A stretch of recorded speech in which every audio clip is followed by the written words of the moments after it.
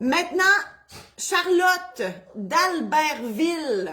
Hein? Tout le monde connaît Albert. Albert, c'est lui qui a fondé la ville, qui s'appelle Albertville. Je ne sais pas c'est où c'est, Albertville. J'aimerais ça, je suis curieuse, je vais peut-être aller visiter ça un jour. On salue Albert. Alors, Charlotte me pose la question suivante. Est-ce que je peux déshériter mon mari? Oui. Moi, ça arrive que des gens viennent me voir pour, oui, effectivement, déshériter soit le mari, les enfants, limite, là, quelqu'un. Moi, je suis pas là pour juger personne. Et la question que je pose à Charlotte et à tous ceux et celles qui viennent au bureau déshériter quelqu'un, la question importante, c'est est-ce que vous allez être capable de dormir la nuit suite à cette décision-là? Donc, c'est ça la question à se poser parce que oui, légalement, la loi nous permet de léguer nos biens à qui on veut. Et à l'inverse, la loi nous permet aussi de ne pas léguer un bien à quelqu'un qu'on veut pas. Ça va de soi. Alors, la question, c'est est-ce qu'on va être capable de dormir après avoir pris cette décision-là? Parce que c'est pas facile. On a la plupart des gens ont des très bonnes raisons. Moi, comme notaire, c'est sûr que comment dire, je prends le temps de poser les questions. Puis, tu sais, j'insiste sur le fait que je suis pas là pour juger.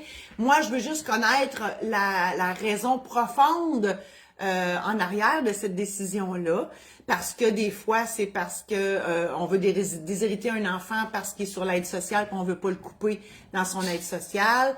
Un enfant qui est en difficulté, consommation de drogue, alcool et tout, et on veut pas l'aider à s'enfoncer plus. Ou tout simplement, j'ai eu des gens qui m'ont dit je déshérite mon conjoint parce qu'il a essayé de me tuer. Bref, bon, je pense que c'est une très bonne raison.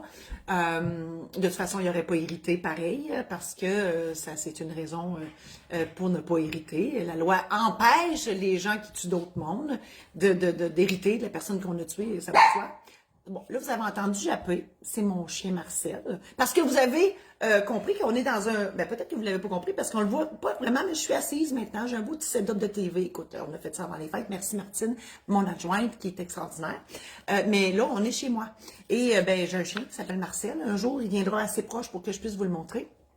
Alors, c'est un petit pug noir qui s'appelle Marcel, oui, et qui est déguisé en Garfield parce qu'il est gourmand, il dort tout le temps, il ronfle, il mange comme un cochon. Bref, Marcel. Alors, on salue Marcel qui est à côté de moi, là, qui se lèche les pattes, mais des fois, il jappe un peu.